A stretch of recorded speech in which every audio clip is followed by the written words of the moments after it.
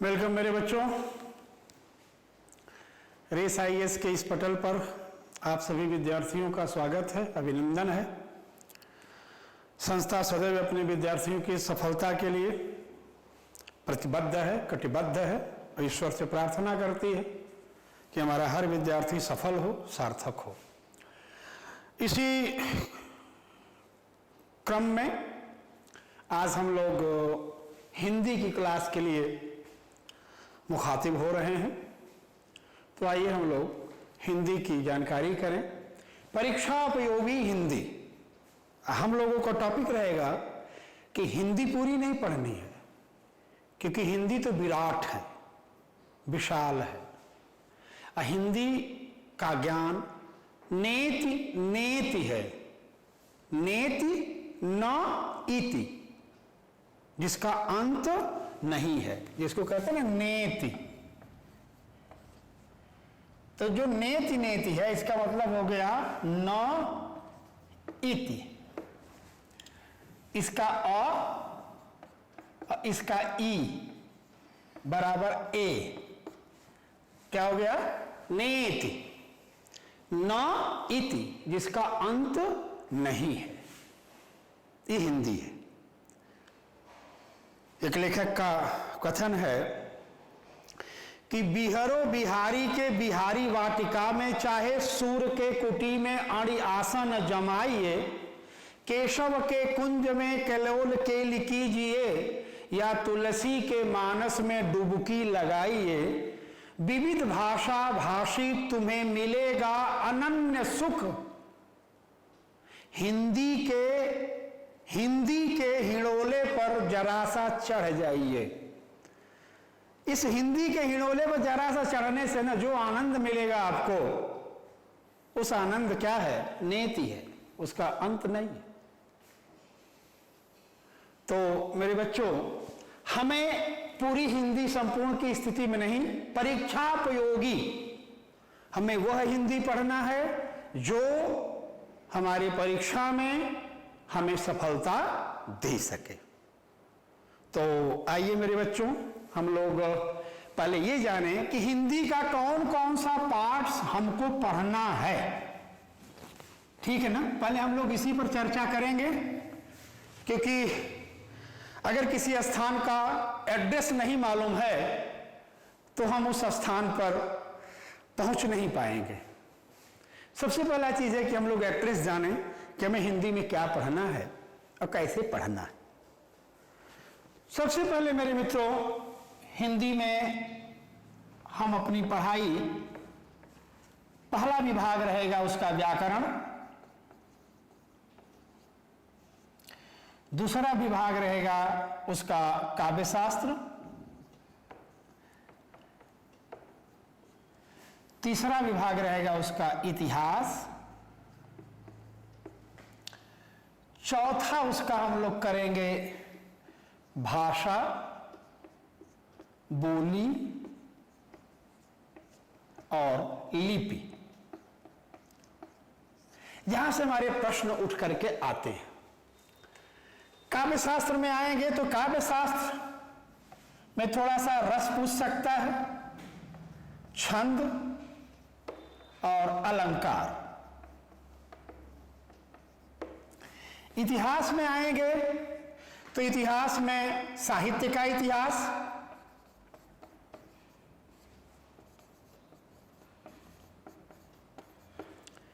भाषा का इतिहास,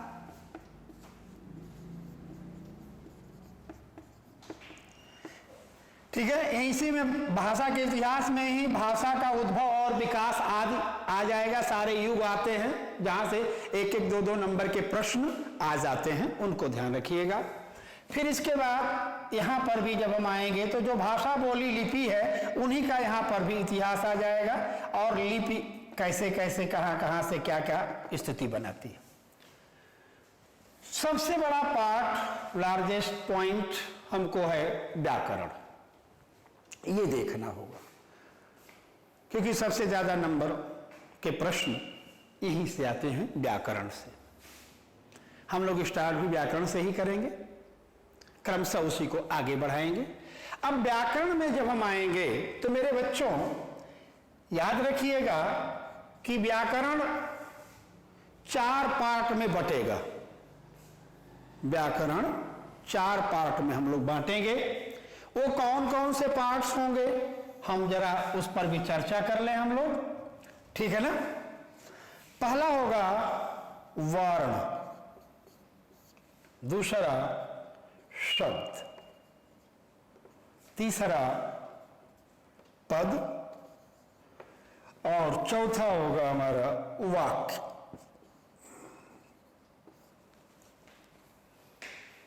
ये 4 पार्ट में हम लोग अपने व्याकरण को बांटेंगे।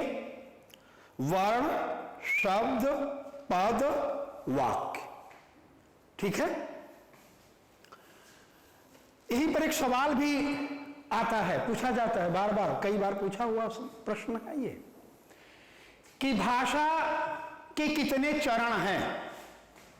भाषा चतुष्पदिका है यानी 4 पैर से चलने वाली है, त्रिपदिका है 3 पैर से चलने वाली है, उभयपदिका है 2 पैर से चलने वाली है, या पदहीन है। अगर ये सवाल आ जाता है तो देखिए यहां पर गिन लीजिए 1 2 3 4। भाषा चतुष्पदिका है यानी 4 व्हीलर से चलती है, 2 व्हीलर और 3 व्हीलर से नहीं चलती, 4 व्हीलर से चलती है। इसके चारों पहिया आपके सामने है, वर्ण है, शब्द है, पद है, वाक्य है। वर्ण वाले चैप्टर में आएंगे मेरे बच्चों तो हम लोगों को कई चीज पढ़ना पड़ेगा, जिसमें कि स्वर, व्यंजन, अयोगवाह, वर्ण भेद, वर्ण रचना, वर्ण प्राण, वर्ण घोष, वर्ण चरण,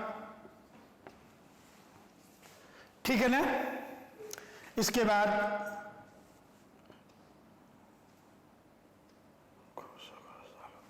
ठीक है, इतने चैप्टर हमको यहां पर पढ़ना पड़ेगा। वर्ण से संबंधित स्वर क्या है, व्यंजन क्या है, उनके कितने भेद हैं, अयोगवाह क्या है, वर्णों के भेद और स्वरों के भेद, इनका फिर विभेदन शुरू हो जाएगा। फिर रचना के आधार पर स्वरों का व्यंजनों का भेद, प्राण के आधार पर व्यंजन का भेद, घोष के आधार पर व्यंजन का भेद, चरण के आधार पर व्यंजन का भेद, ठीक है ना। तो इस पर से एक एक नंबर के, ये जनरली यहां से 3 नंबर के सवाल आते हैं। घोष, अघोष, अल्प प्राण, महाप्राण, रचना, चरण आदि को मिला करके यहां वर्ण से हमारे 3 नंबर के क्वेश्चंस अधिकतर पूछे गए हैं। अब आगे चलते हैं। जब हमको वर्ण का समुचित ज्ञान होगा तो वर्णों के ही माध्यम से क्या बनता है, शब्द बनते हैं। तो वर्ण से जब हम शब्द बनाने चलेंगे तो वर्ण से शब्द बनाते समय हमें कुछ इंस्ट्रूमेंट्स की आवश्यकता पड़ेगी, क्योंकि शब्द की रचना किसी न किसी सिद्धांत, नियम से ही संभव है। यदि मनमाने तौर से हम शब्द की रचना करने लगेंगे तो शब्द सर्वव्यापी नहीं हो पाएगा, सर्वबोधित सभी लोग उस शब्द के अर्थ को नहीं समझ पाएंगे।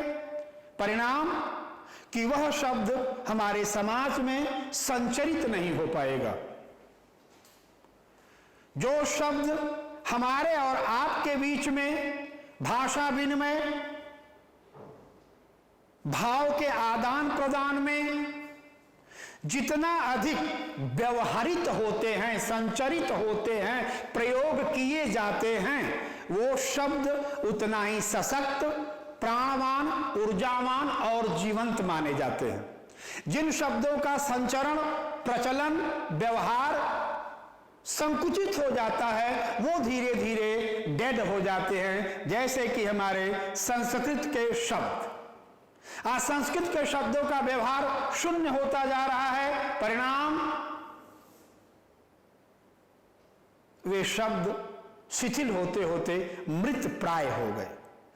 तो शब्द की जीवंतता के लिए कुछ सिद्धांतों का होना आवश्यक है, ताकि एक निश्चित सिद्धांत से निर्मित शब्द के अर्थ का बोध पूरे समाज को हो और वह समाज उस शब्द का ससंदर्भ प्रयोग कर सके।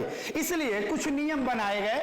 जब हम वर्ण से शब्द की तरफ बढ़ते हैं तो मेरे बच्चों, हम लोगों को इस पॉइंट पर, इस ब्लॉक में आकर के 5 चीजें पढ़नी पड़ती हैं। सबसे पहली चीज होती है संधि, तदुपरांत समास, तदुपरांत उपसर्ग, तदुपरांत प्रत्यय, तदुपरांत अव्यय। ये जो 5 चीजें हैं, ये 5 चीजें मेरे मित्रों शब्द निर्माण की विधा है। यहां पर भी सवाल आता है और पूछा जाता है कि शब्द निर्माण की कुल विधाएं हैं 3, 4, 5, 2 विकल्प दे दिया। अब आप सोचिए, और अगर आपको यह ज्ञान है कि नहीं, शब्द के बनाने के हमारे पास यही 5 विधियां हैं, इन्हीं 5 विधियों से हम वर्ण को शब्द में परिवर्तित कर पाते हैं।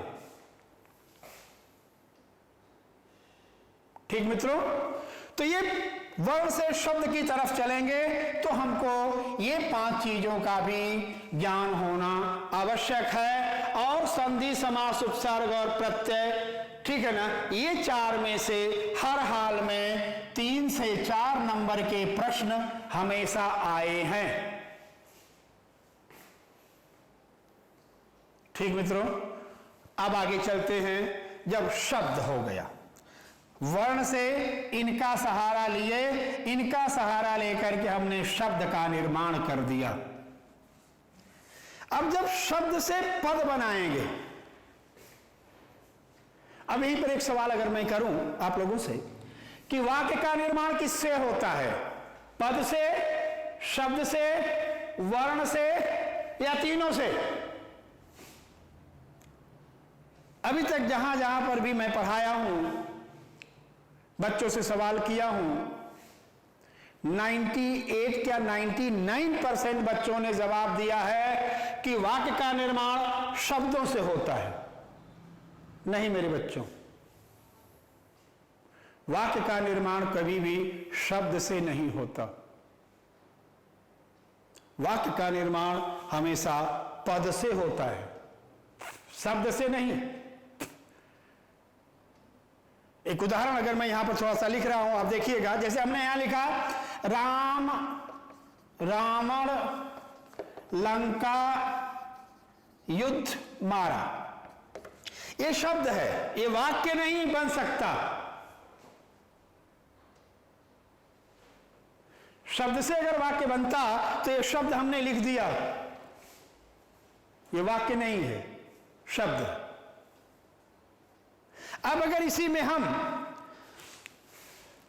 पद बना दें, राम एक शब्द है, ने लगा दिया राम ने, तो अब ये पद बन गया। ये क्या बन गया? पद। ये क्या है? शब्द। केवल राम शब्द है, राम ने कर दिया तो पद बन गया। रावण ये शब्द है और को लगा दिया इसके साथ, तो ये को लगते ही पद बन गया।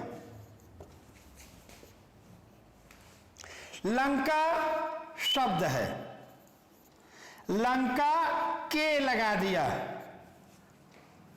लंका के, अब ये पद बन गया। युद्ध शब्द है, युद्ध में लगाते ही ये पद की स्थिति में आ गया। मारा क्रिया है अपने आप में। तो अब देखिए, पद बनते ही ये जो शब्द का संग्रह था वो किस रूप में आ गया कि राम ने रावण को लंका के युद्ध में मारा। अब ये वाक्य बना। तो कभी भी शब्द से वाक्य नहीं बनता मेरे बच्चों, शब्द से पहले हम पद बनाते हैं। अब सवाल आता है कि जैसे हमने वर्ण से शब्द बनाने के लिए इन 5 विधाओं का सहारा लिया, उसी तरह से शब्द को पद बनाने के लिए कुछ विधाओं का हम सहारा लेते हैं, जिसमें एक अलग ब्लॉक बनता है और इस ब्लॉक से हम लोगों को पढ़ना क्या पड़ता है? वचन, लिंग, पुरुष, कारक,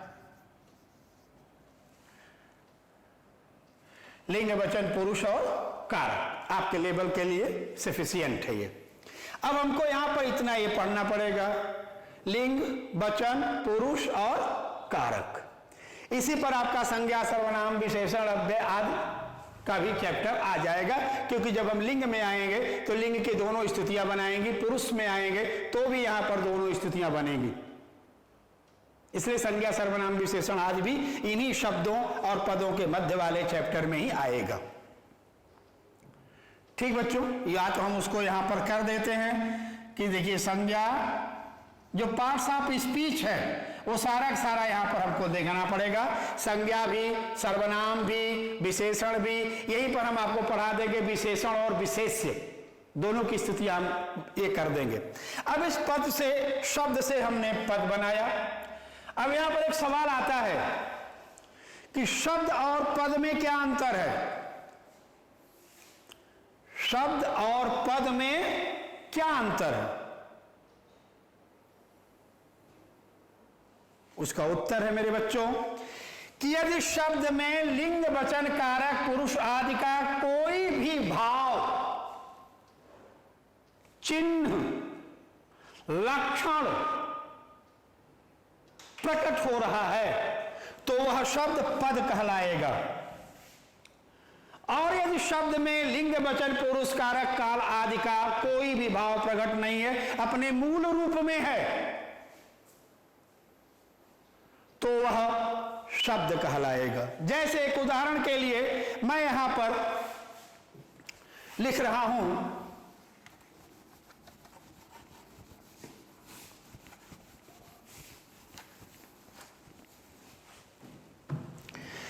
हम यहां पर लिख दिए बच्चा,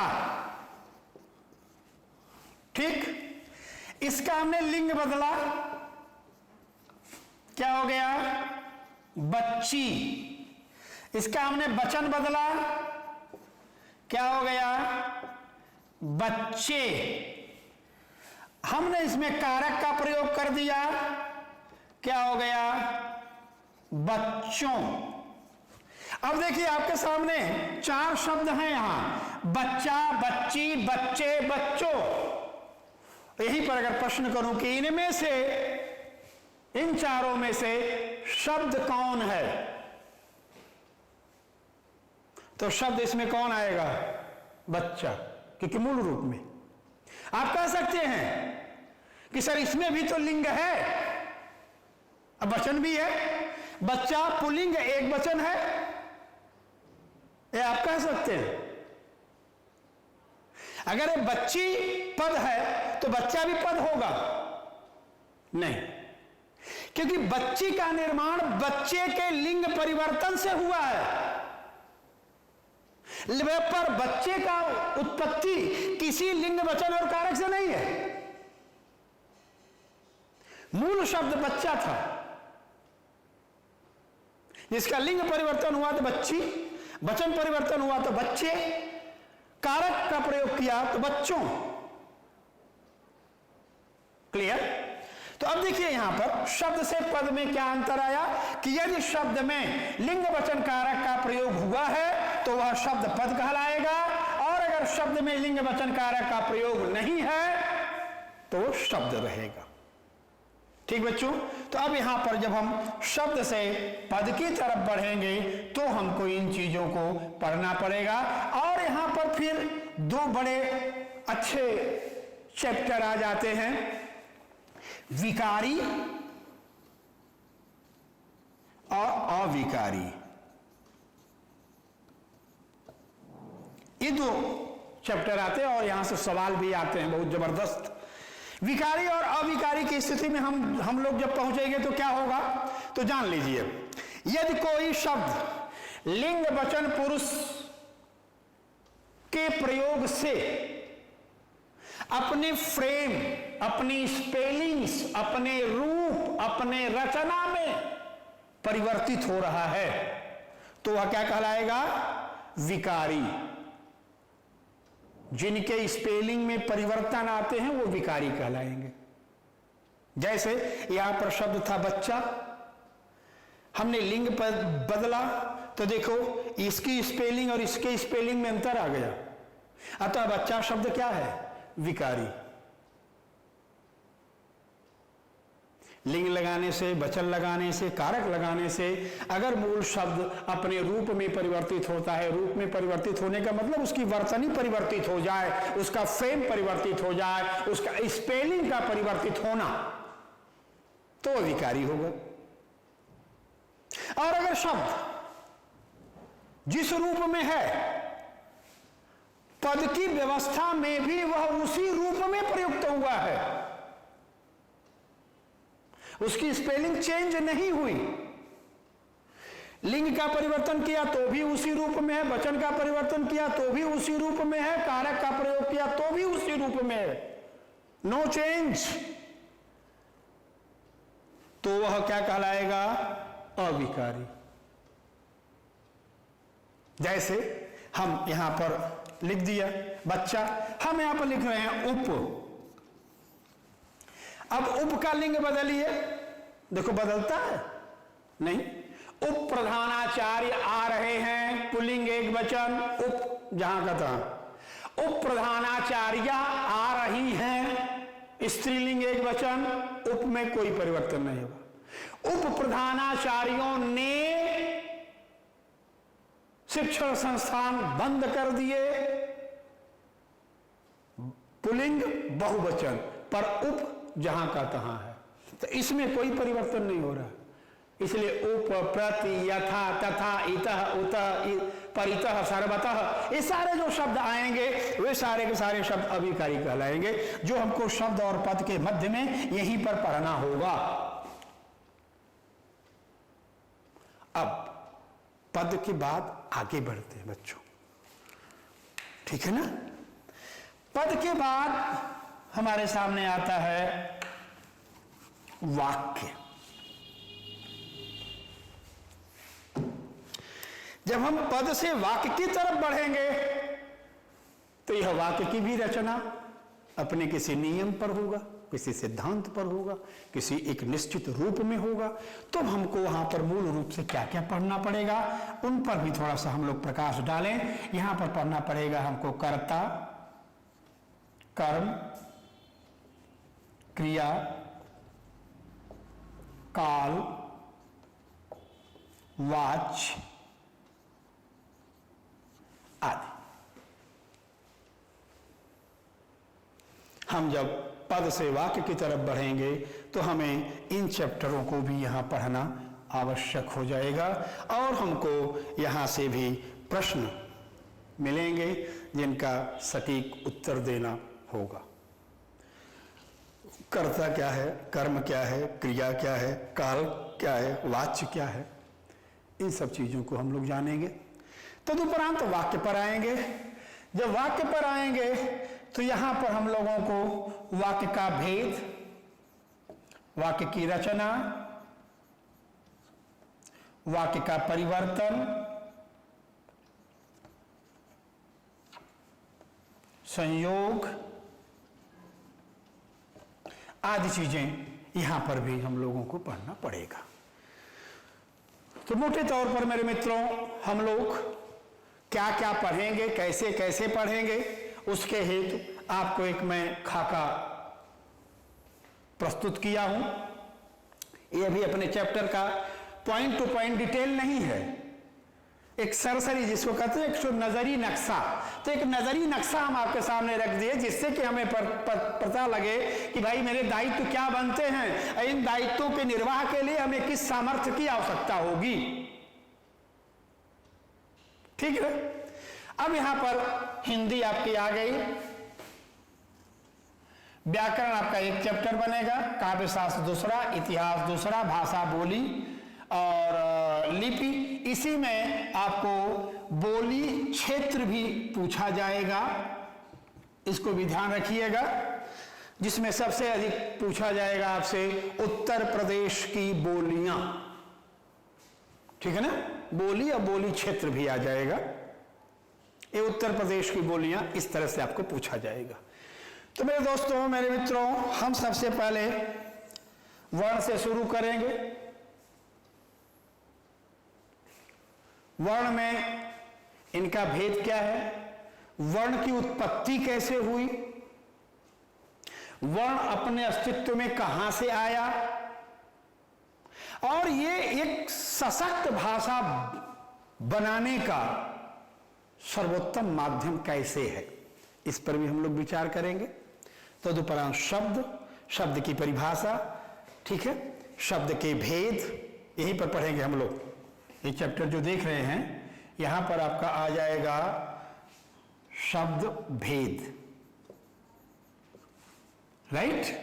जब हम शब्द भेद में आएंगे तो मेरे मित्र यहीं पर हम लोग फिर पढ़ना शुरू करेंगे शब्द का उद्भव यानी उत्पत्ति। उत्पत्ति में 4 पढ़ेंगे हम लोग, तद्भव, तत्सम, देशज, विदेशज और संकर। शब्द पर आएंगे तो एक चैप्टर और नीचे आएगा हमारा शब्द भेद।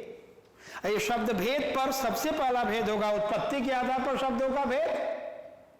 ये हमको 5 रूप में पढ़ना पड़ेगा, वैसे यहां 4 ही रहेगा क्योंकि 4 का उप पार्ट है संकर। तो उत्पत्ति के आधार पर तत्सम, तद्भव, देशज, विदेशज। विदेशज में आएंगे तो एक पार्ट और आपका बनेगा, वो पार्ट हो जाएगा संकर। तदुपरांत भेद में रचना आएगा, रचना के आधार पर भी चलेंगे तो 3 पार्ट बनाएंगे हम लोग, रूढ़ शब्द, यौगिक शब्द, रूढ़ यौगिक, 3 पार्ट यहां आएगा। हमको तद्भव तत्सम सबसे इंपॉर्टेंट होगा, सबसे ज्यादा प्रश्न तद्भव तत्सम से आते हैं, इनको याद रखिएगा आप। इसके बाद हम आएंगे अर्थ के आधार पर, तो अर्थ के आधार पर भी बहुत इंपॉर्टेंट हो जाता है, जिसमें विलोम, अनुलोम, पर्याय, एकार्थी, अनेकार्थी, ये 5 चीज हम लोगों को अर्थ के आधार पर पढ़ना पड़ेगा। एकार्थी, अनेकार्थी, अनुलोम यानी समानार्थी, विलोम यानी विपरीतार्थी तथा पर्यायवाची। सभी किताबों में मेरे बच्चों लिखा हुआ है कि समानार्थी शब्द, समानार्थी शब्द पर्यायवाची होते हैं। नहीं मेरे बच्चों, ये बिल्कुल गलत है, 100% गलत है। समानार्थी शब्द कभी भी पर्यायवाची नहीं बन सकते। क्यों? क्योंकि समानार्थी शब्द मूल संज्ञा का मूलांश होता है या मूलार्थ होता है। किसी भी संज्ञा का मूलार्थ समानार्थी होता है और किसी भी संज्ञा का विशेषण पर्यायवाची होता है। इसे याद रखिएगा, दोनों में कितना बड़ा अंतर है। संज्ञा का मूलार्थ समानार्थी है और संज्ञा का विशेषण पर्यायवाची है। इतने बड़े अंतर को हम कैसे मान लें कि नहीं समानार्थी पर्यायवाची होता है? ये कभी भी मत मानिएगा, ठीक मेरे बच्चों। तो अब एक तरह से एक मोटा मोटा हम लोगों ने अपने सिलेबस को अक्ष पर उतार लिया है। इस तरह से उत्पत्ति, रचना, अर्थ, फिर इसके बाद विकार, विकार के आधार पर भी आएंगे तो 2 हो जाएगा, विकारी और अविकारी। ठीक है ना। इसके बाद आएगा प्रयोग, प्रयोग के आधार पर आएंगे तो भी एक सार्थक हो जाएगा और एक निरर्थक हो जाएगा। ठीक, तो ये 5 तरह से हम शब्दों का भेद भी करेंगे, उनके बारे में भी जानेंगे। अब प्रयोग की स्थिति में आएंगे, जैसे मान लीजिए तो एक सार्थक हो गया, एक निरर्थक हो गया। निरर्थक में आएंगे तो ये भी 2 हो जाएंगे, निरर्थक भी 2 हो जाएंगे। कौन कौन से? एक व्यवहार मूलक निरर्थकता, एक व्याकरण मूलक निरर्थकता। 2 निरर्थकताएं यहां आएंगी, जिसमें हमारा वर्तनीक शुद्धि, वाक्य शुद्धि, शब्द शुद्धि का चैप्टर भी हम लोग यहीं पर कंप्लीट करेंगे। जब प्रयोग के आधार पर आएंगे तो प्रयोग के आधार पर शब्द का भेद करने पर 2 पार्ट बनेगा, एक सार्थक शब्द, एक निरर्थक शब्द। सार्थक शब्द का मतलब कि वाक्य में प्रयुक्त पद व्याकरण सम्मत हो, अकॉर्डिंग टू ग्रामर, तो सार्थक है। और अगेंस्ट ग्रामर है, बियॉन्ड ग्रामर है, विदाउट ग्रामर है, कुछ भी आप यहां पर लगा सकते हैं। यानी व्याकरण सम्मत शब्द नहीं है तो वो शब्द निरर्थक होते हैं। अब ये निरर्थकता 2 चीज पर निर्भर करेगी, एक व्यवहार मूलक, व्यवहार के कारण वाक्य में निरर्थक पदों का प्रयोग होना, और दूसरा व्याकरण के अनभिज्ञतावश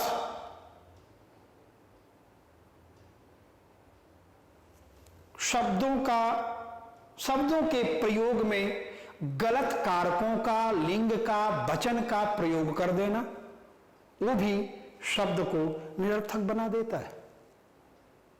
ये तो व्यवहार मूलक और व्याकरण मूलक। चलिए यहां पर हम आपको एक छोटा सा एग्जाम्पल भी दे लें। व्यवहार मूलक क्या है? व्यवहार मूलक शब्द की निरर्थकता क्या है? जब वक्ता अपने अल्हड़ता में,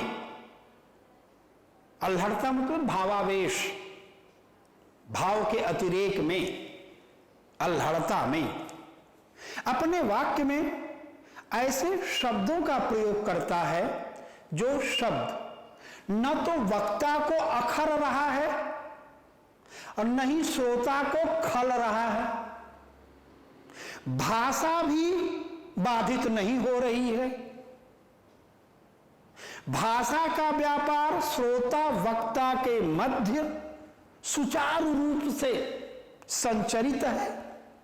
किंतु जब व्याकरण की कसौटी पर उन शब्दों को रखा जा रहा है तो वे शब्द अर्थ रहित हो जा रहे हैं, अर्थविहीन हो जा रहे हैं, बेमतलब के हो जा रहे हैं। जैसे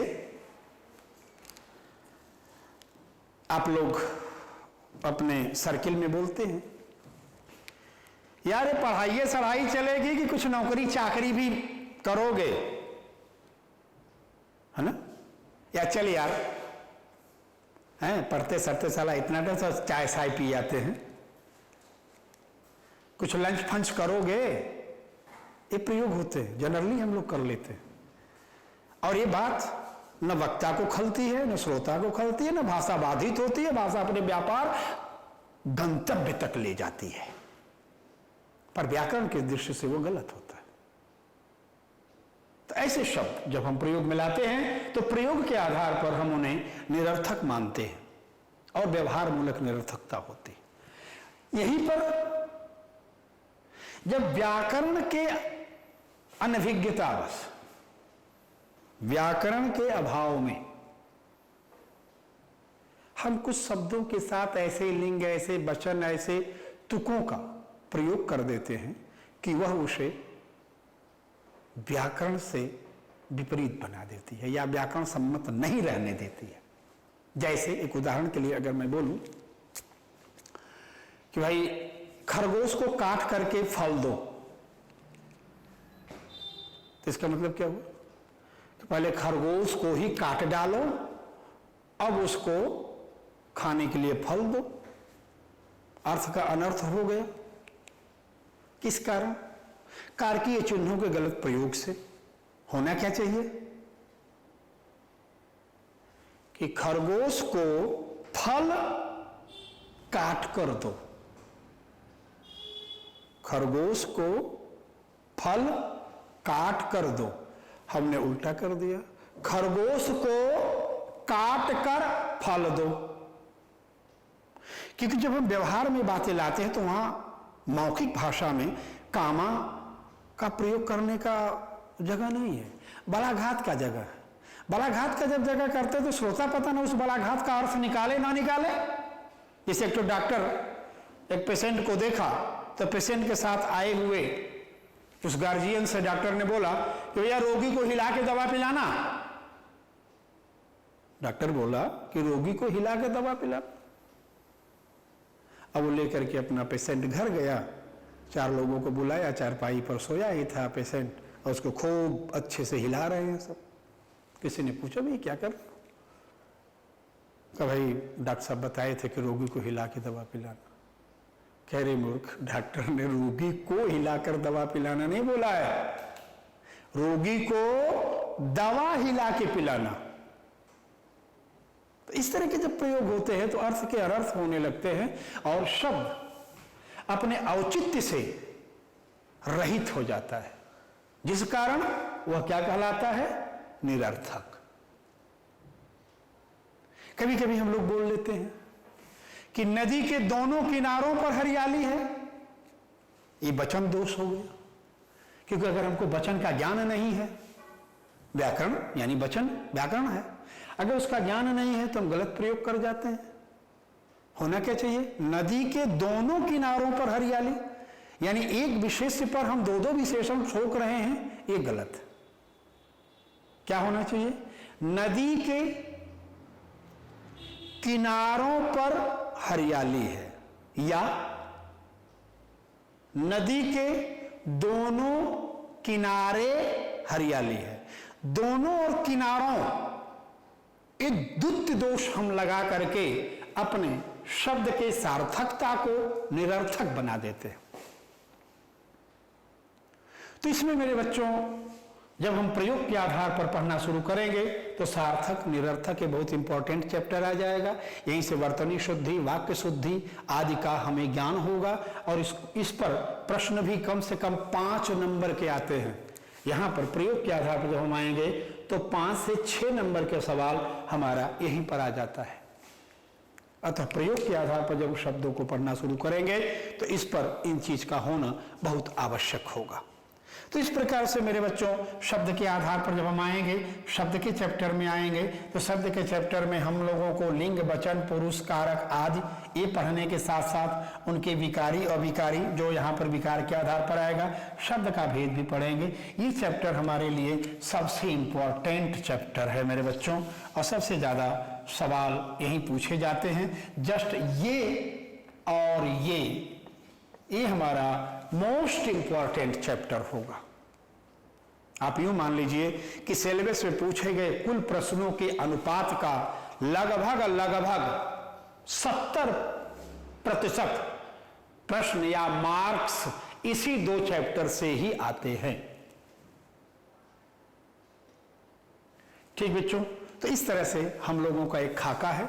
अब हम आगे बढ़ते हैं। सबसे पहले एक क्लास हम लोग अपने वार्तालाप के ही लिए रखेंगे। अब जो हम चैप्टर लेकर के चल रहे हैं इस पर थोड़ा सा हम लोग भाषा के बारे में जानेंगे। भाषा कैसे बनी, कैसे अस्तित्व में आया, क्या उसका रूप बना। ठीक है, क्योंकि अब आगामी परीक्षाएं सब्जेक्ट बेस नहीं है, कॉन्सेप्ट बेस है। ये जान लीजिएगा, आगामी परीक्षाएं सब्जेक्ट बेस नहीं है, कॉन्सेप्ट बेस है। कॉन्सेप्ट पर प्रश्न आते हैं। जैसे एक उदाहरण हम आपको दे दें। अभी तक आपसे पर्यायवाची पूछा, वृक्ष की पर्यायवाची बताइए, बिजली की पर्यायवाची बताइए, पानी का पर्यायवाची बताइए, अध्यापक की पर्यायवाची बताइए, विद्यार्थी की पर्यायवाची बताइए। किसी एक की पर्यायवाची पूछा, अब अगर यही पर सवाल कर दिया कि पर्यायवाची कहते हैं संज्ञा को, सर्वनाम को, विशेषण को, तीनों को, तो अभी तक तो हमने पर्यायवाची रटा, लेकिन कभी हमने ये इंक्वायरी नहीं करना चाहा कि आखिर पर्यायवाची क्या है, इसकी परिभाषा क्या है। हम किसी पर्यायवाची कहेंगे, मोटी मोटी किताबों में बड़े आराम से लिखा समानार्थी को पर्यायवाची कहते हैं। नहीं मेरे बच्चों, पर्यायवाची विशेषण होता है। ठीक है, तो 4 विकल्प दिए आपको। संज्ञा, भाई पर्यायवाची होती है संज्ञा, सर्वनाम, विशेषण, 3 हम जान रहे हैं, तो विशेषण पर टिक लगा दिए, काम खत्म। तो पर्यायवाची का कंसेप्ट से सवाल आया, पर्यायवाची को सब्जेक्ट से सवाल नहीं आया। तो कंसेप्ट, भाषा के कंसेप्ट को जानने के लिए हम लोग थोड़ा सा चर्चा करेंगे, ये हम मिटाने जा रहे हैं।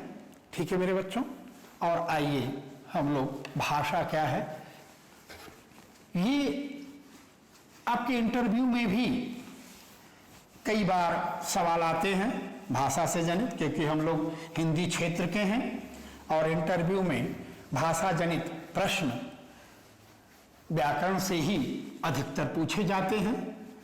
तो इन पर हम लोगों को थोड़ा विशेष गौर करने की आवश्यकता है। अब आइए हम लोग चर्चा कर लेते हैं भाषा।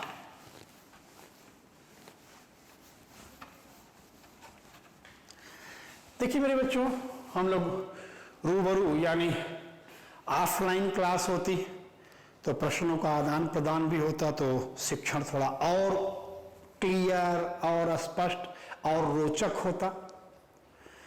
पर अब तो शिक्षण जो है एक पक्षीय है। हम आपको अच्छा पढ़ा रहे हैं कि बुरा पढ़ा रहे हैं, आपका क्या प्रत्युत्तर आ रहा है, प्रश्न आ रहा है, इस सबसे आप भी अनभिज्ञ और हम भी अनभिज्ञ हैं। एक तीर चला रहे हैं कि हाँ हम आपको पढ़ा रहे हैं और आपको अच्छा लग रहा है, यानी जो पढ़ा रहा हूं वो समझ में आ रहा है। तो ऑफलाइन में जो स्थिति होती है वो ऑनलाइन में नहीं होती मेरे बच्चों। फिर भी मैं कोशिश करता हूं कि आपके मस्तिष्क में आए हुए प्रश्नों का अनुभूति लेकर और हम उस विषय को उसी तरह से वर्णित करें, विवेचित करें, ताकि आपके मस्तिष्क में उठे हुए प्रश्न अपने उत्तर को पा सकें। तो सबसे पहले हम यहां पर शुरू करते हैं मेरे बच्चों ये भाषा को। भाषा पर हर किताबों में लिखा हुआ है, बहुत से लोग पढ़ाते हैं। परिभाषा के रूप में अगर पूछा जाए तो जनरली लोग क्या कहते हैं कि भावों के आदान प्रदान के माध्यम को भाषा कहते हैं, विचारों के विनिमय को भाषा कहते हैं। नहीं बच्चों, वो भाषा की परिभाषा नहीं है, वो यूज ऑफ लैंग्वेज है, मीनिंग ऑफ लैंग्वेज नहीं है। ठीक है ना, वो यूज ऑफ लैंग्वेज है, मीनिंग ऑफ लैंग्वेज नहीं। तो अगर गौर किया जाए कि भाषा, भाषा का मीनिंग क्या है, क्या परिभाषा है, तो साफ शब्दों में, क्योंकि भाषा हिंदी है और हिंदी कहां से निकली है, संस्कृत से, तो संस्कृत के प्रमाण से ही प्रमाणित आप कर सकते हैं हिंदी के स्वरूप को। तो अब यहां पर अगर हम भाषा को देखें तो भाषा क्या कहती है, ये कहती है भाषितः इति भाषा, भाषितः इति भाषा। अब सवाल आता है भाषितः, भाषिता का हिंदी रूपांतरण अगर आप देखेंगे तो ये हो जाएगा उच्चरित ध्वनि।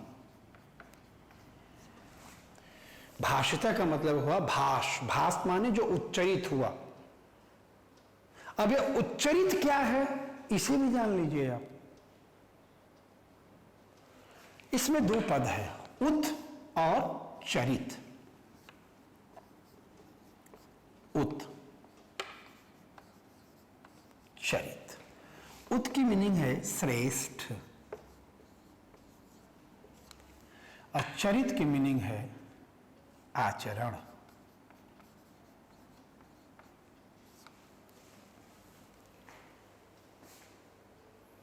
अब संपूर्ण को जोड़ लें तो क्या मीनिंग हुआ?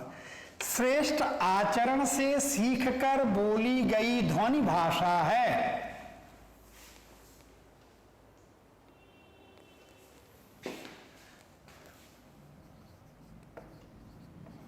श्रेष्ठ आचरण से सीखकर बोली गई ध्वनि भाषा है। अब सवाल आता है कि भाई ध्वनि है तो ध्वनि भाषा है। याद रखिएगा, विश्व की समस्त भाषाएं ध्वनि हैं। विश्व की समस्त भाषाएं ध्वनि हैं क्योंकि भाषित होती हैं, पर सभी ध्वनियां भाषा नहीं है। विश्व की सभी भाषा ध्वनि है, पर सभी ध्वनियां भाषा नहीं है। फिर कौन सी ध्वनि भाषा है?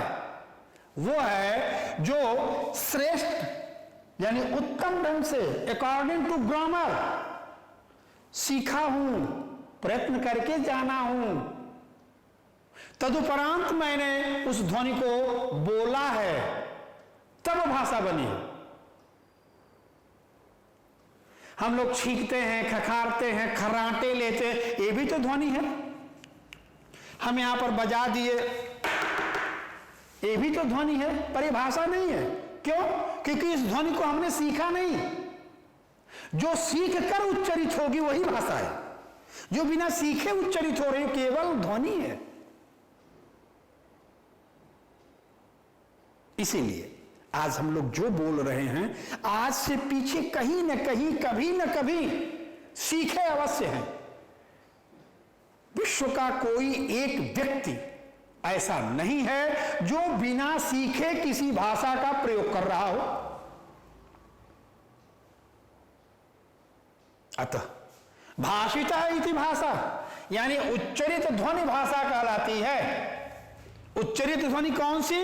जो श्रेष्ठ आचरण से सीखी गई हो।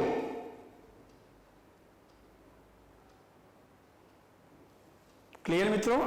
अब देखिए यहां पर क्या हो गया कि ध्वनि ही भाषा है। ध्वनि क्या है? भाषा है। कैसी ध्वनि? उच्चरित ध्वनि। क्लियर? अब एक चीज तो आ गया कि भाषा में ध्वनि है, और यहीं पर दूसरा प्रश्न बनेगा कि भाषा में कुल कितनी ध्वनियां हैं। उससे पहले यहां पर एक और प्रश्न आता है, बहुत जबरदस्त प्रश्न है और विकल्प के साथ पूछा भी जाता है कि भाषा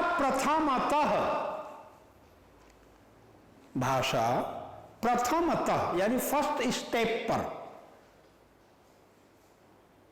क्या है? भाषा प्रथमतः क्या है?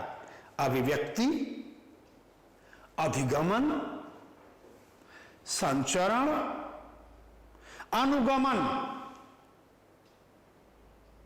ये चार विकल्प हमारे सामने हैं। इस चार में हम किस पर टिक लगाएंगे कि भाषा प्रथमतः अभिव्यक्ति है,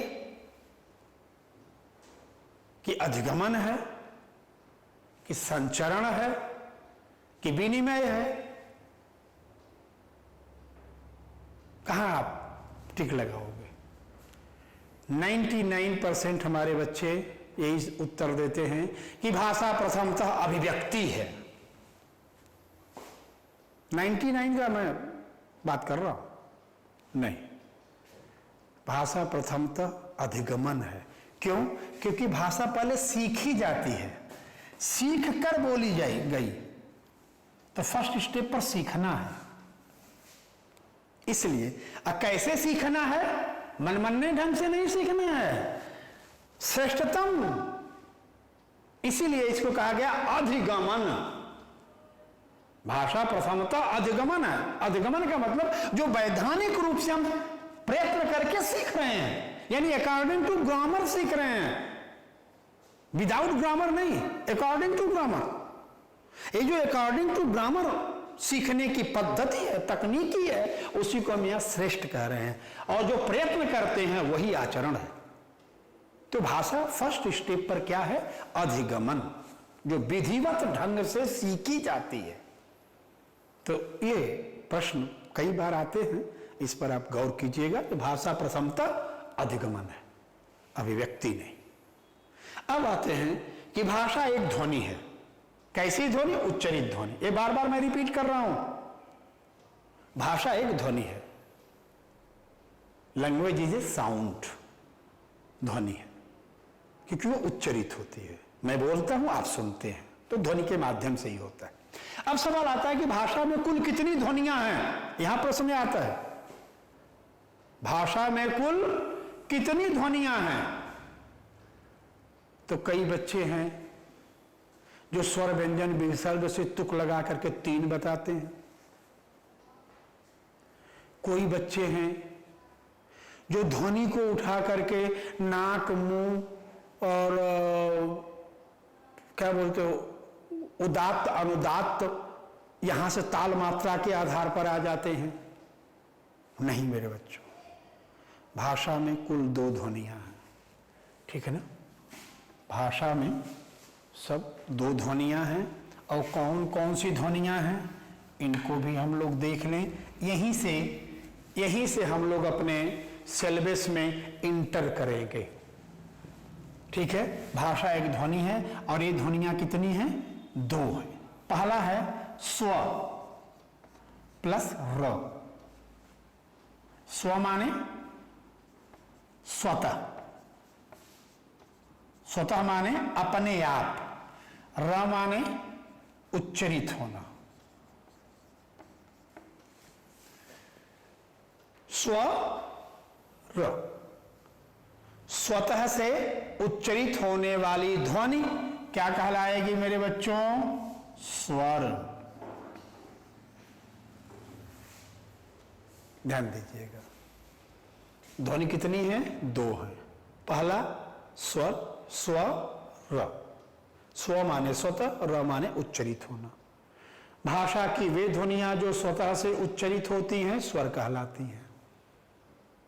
इनके उच्चारण में हमें किसी प्रयत्न की आवश्यकता नहीं होती, न कंठ का, न तालु का, न दंत का, न जिह्वा का, न मूर्धा का, न नासिका का, किसी का भी नहीं। ये सीधे अपने नाद से अपने वायु को लेके चलती हैं, बिना स्वरतंत्रिका के किसी अवयव को स्पर्श किए प्रस्फुटित होकर के बाहर आ जाती हैं। इनके लिए हमारे स्वरतंत्रिका के 5-6 तंत्रों में से किसी की भी आवश्यकता नहीं पड़ती, अतः हम इनको स्वतंत्र ध्वनि कहते हैं।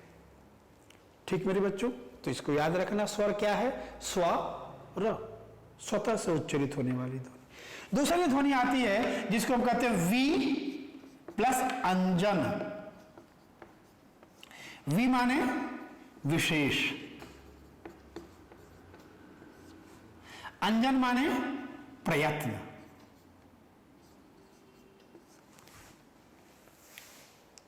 वी माने विशेष, अंजन माने प्रयत्न।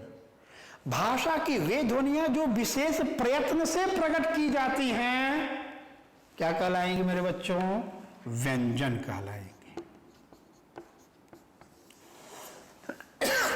2 ध्वनि आपके सामने आई भाषा में, एक स्वर, दूसरा व्यंजन। व्यंजन क्या है?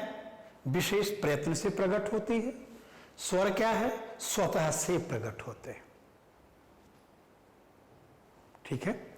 व्यंजन में भी आएंगे तो व्यंजन के 2 रूप हो जाएंगे।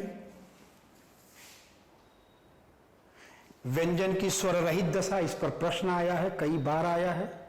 व्यंजन की स्वर रहित दशा क्या कहलाती है? गुंफन। ये स्वर रहित है, ठीक है ना?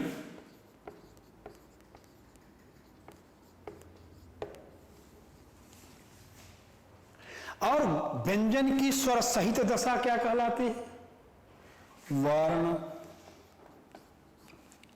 या इसको हम मिश्रण बोलते हैं, यह मिश्रण ही, ये क्या होगा? स्वर सहित। व्यंजन की भी दो दशाएं हैं, स्वर रहित और स्वर सहित। ठीक है बच्चों, तो जब स्वर सहित होगा तो यही वर्ण बन जाएगा।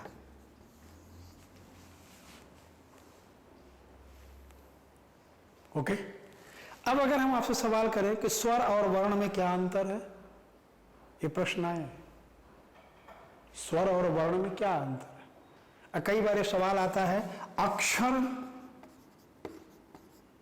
और वर्ण, इनमें क्या अंतर है, दोनों में क्या अंतर है?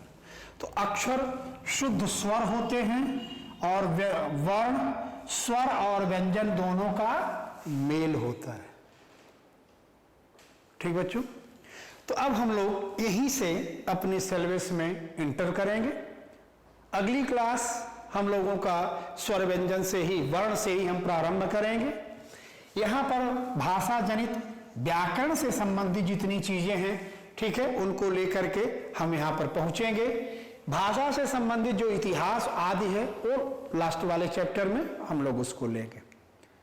तो नेक्स्ट क्लास हम लोगों की स्वर अथवा व्यंजन से हम स्टार्ट करेंगे। अभी आपको ये क्लास कैसी लगी, इसमें और क्या संशोधन, परिवर्धन, संवर्धन किया जाए जो आपके